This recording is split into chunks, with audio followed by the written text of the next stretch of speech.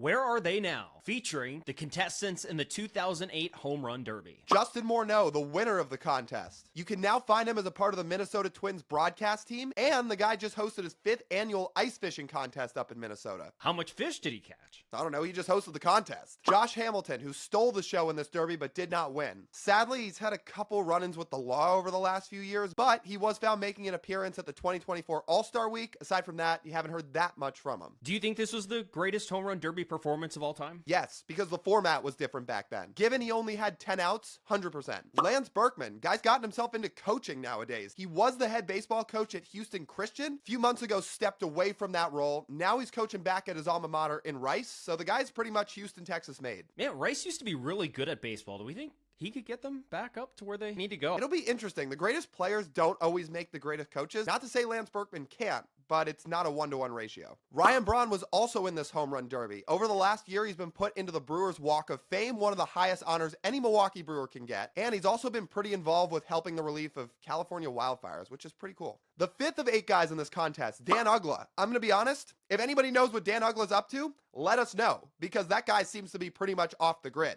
You can't find anything on what he's doing these days. Baseball's had some really great names in its history, Lyle. Uggla, I think, is 80 grade and arguably on Major League Baseball's Mount Rushmore. Even though Dan wasn't Uggla, I mean, that's a bad joke, but yeah. That's a 0 grade joke. Grady Sizemore, check this out. In 2023, he took a $15 an hour internship to be a part of the Diamondbacks front office because they had no roles available. Then he goes to manage the final 44 games of one of the worst seasons in the history of baseball, the 2024 White Sox. And now he's being kept on the staff as an offensive coordinator with Will Venable running the show. Wow.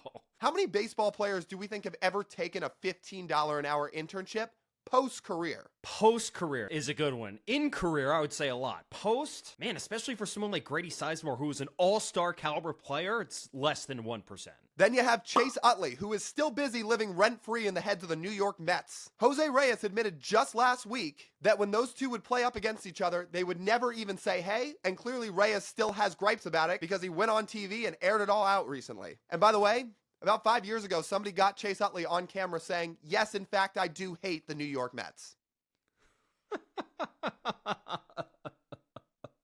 That's great information. I'm glad you just told me that. Someone needs to go tell Frank the Tank. And to round out the list, we've got Evan Longoria, who is not officially retired, but in his words says he is all but retired.